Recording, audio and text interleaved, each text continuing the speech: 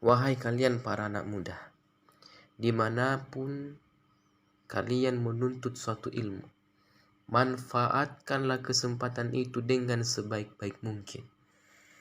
Kenapa kita harus manfaatkan tempat di mana kita mencari sebuah yang namanya jati diri, ilmu pengetahuan?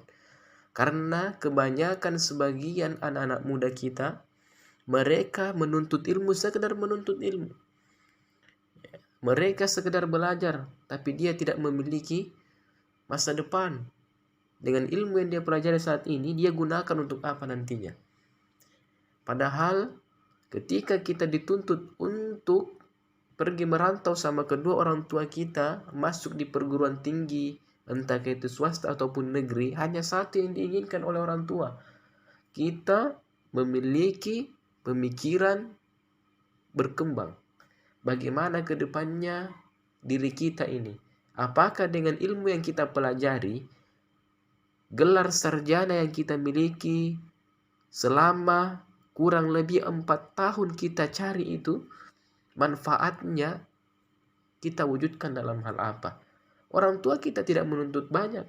Orang tua kita tidak pernah sebelum kita mau masuk kampus kuliah, mereka mengatakan, "Nah, saya kasih kau uang 50 juta sampainya engkau selesai menyelesaikan studi perguruan tinggimu dengan catatan kau harus kembalikan tatkala ketika engkau sudah sukses." Orang tua kita kan tidak pernah mengatakan hal yang seperti itu. Tapi mereka hanya menginginkan agar kita selaku anak betul-betul memanfaatkan tugas kita sebagai seorang penuntut ilmu untuk mencari pengetahuan itu. Ketika kita ingin jadi polisi, maka cari ilmunya. Sama misalnya kalau misalnya kita ingin jadi seorang dokter. Ketika kita ingin jadi dokter, sekalipun S1 kita tidak di bidang kesehatan, setidaknya kita cari ilmunya dulu. Bisa dengan masuk organisasi kesehatan. Nantilah kalau ada rezeki, antum sambung S2-nya. Paham ya? Jadi, lewat momentum ini saya hanya sekedar memberikan arahan, masukan kepada teman-teman mahasiswa bahwasanya S1 itu ya yang kalian geluti selama kurang lebih 4 tahun normalnya itu sebagai sarana bagi kalian untuk membentuk kerangka berpikir kalian. Makanya ini saya sering asumsikan ya, S1 itu kuliah sebenarnya bukan untuk mencari yang namanya kecerdasan dalam hal teori, karena teori bisa dipelajari di lain waktu. Tapi yang paling penting sebenarnya adalah kerangka berpikir kita. Kita ini sudah semester 3. Di semester 4 nanti apa yang akan ingin kita capai? Kita masuk memilih jurusan sosiologi politik misalnya. Sospol. Kita masuk sospol.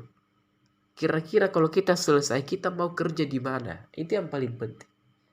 Jangan sampai antum kuliah hanya sekedar kuliah, tidak pernah memiliki arah dan tujuannya mau kemana.